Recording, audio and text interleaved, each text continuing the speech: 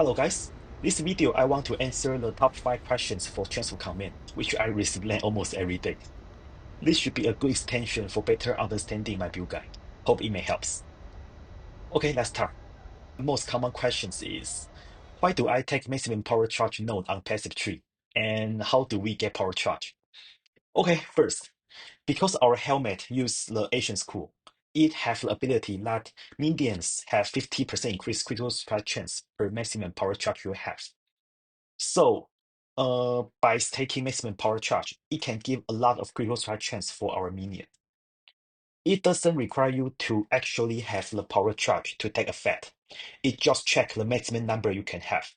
So we don't need to actually get power charge. By the way, if you can somehow give your minion power charge, they can get critical strike chance from both actions core and from the power charge itself, which means it's literally double the value from taking maximum power charge. Each maximum power charge can provide us about 10% more damage in this case. In Paradoxica version, as a one-hand weapon, we can also give Victorious Charity Shield to our Animate Guardian.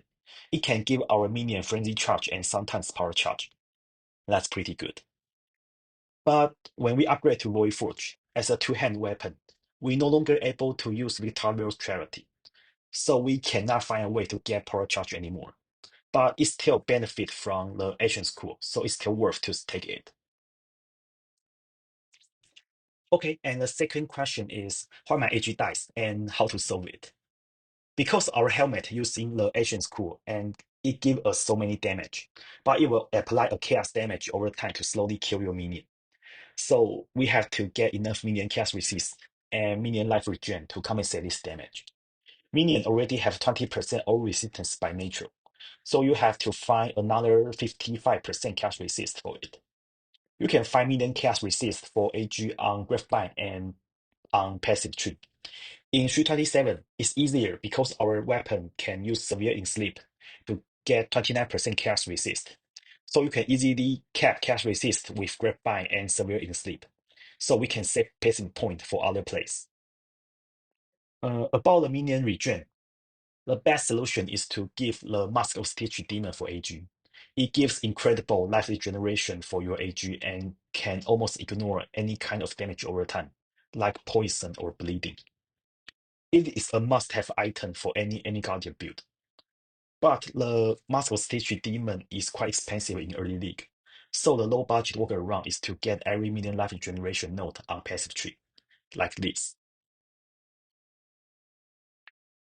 And also remember to get the defense mastery. Minion recover 5% of life on minion death. It can significantly help to sustain the life for all your minions. If your guardian still losing life, you can consider to use Group Cruise Pelt for generation 10% life per second. You can use this setup until upgrade to multiple stage demon. And you also should try to stack minion level for AG gen. As a minion, a higher gen level gets significantly more minion life. So try to stack your AG level to at least level 23. You can easily stack level to 23 by a level 21 gen and socket in gear with +2 minion corrupted implicit. It should be enough for mapping in normal T17 map. But if you want to run super juicy and super tough straight, you should consider to stack more level, maybe up to level 25 or 28, by using Empower level 4 and Mata's Teaching +2. So it will make your AG unkillable. And the third question is why my enemy weapon dies or how to sustain my AW in both run. Well, enemy weapon is quite squishy because the natural base life is quite low. In most situations during mapping, it's not a problem because there's a lot of enemy, so we can respond them pretty fast. But in Uber boss run, there's no much enemy for us, so we have to use an alternative setup for bossing, create wounds to kill and sustain the weapon. This setup requires a Squaring Terror Ring, 2 Queering Jar Flask, and a Great Bank Glove on AG. And we have to spare a ring slot and 2 flask slots for them. The pacing use Sword of Riseless. You can verify setup in your hideout to see how many weapons you can get. With this setup, you should be able to sustain 14 weapons easily.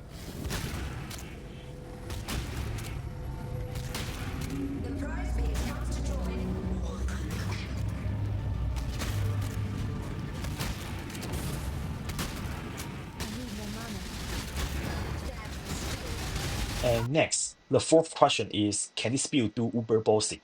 Well, the answer is yes. Actually, this build can be a good boss killer in early league. With the boss setup we mentioned in last question, we can respawn weapons in boss room. But the damage for Uber boss is higher than usual. Your enemy weapon could be killed during the fight. So it requires to use minion like cluster to get blast rebirth. The minion created recently cannot be damaged. It will significantly increase the enemy weapon uptime during the boss fight.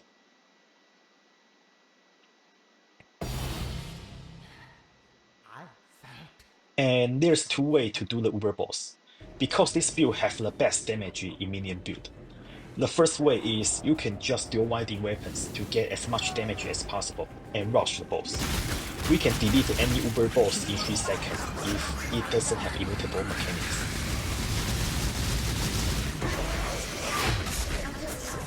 And the second way is if the boss have multiple immutable phase, like Maven or Cyrus or Uber Elder.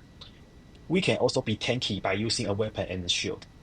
Full block and high maximum resist let us won't get one shot by Uber boss. It gives us a lot of tolerance for some operation mistake. The showcase here is how I use tanky version to do Uber Elder and Uber Cyrus easily. I can eat 2 Shepherd balls and survive.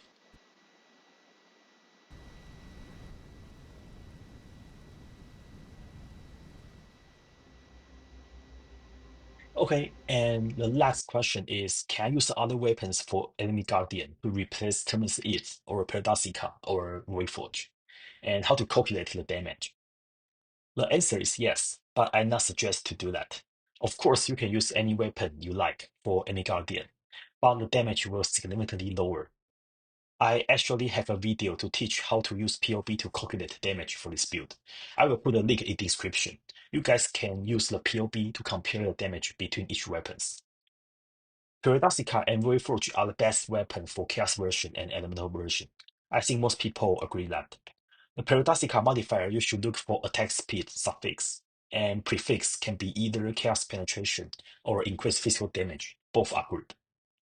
If the Paradisica with attack speed modifier is too expensive, I will suggest just use any cheaper modifier Paradisica. It's still way better than any other weapon except for Voidforge. I know there's some controversial for Terminus East as first weapon, but I choose this as first weapon for reason. Because the rule to overlap weapon on enemy guardian is quite complicated. In simple, just remember, the first weapon for any guardian must be a two-hand weapon. If you use one-hand weapon as first weapon, you will get big trouble when upgrade to Paradisica. So I strongly suggest just follow my upgrade sequence, so you don't get trouble. Okay, so that's all the content for today. If you like, please subscribe. Keep safe and see you next time.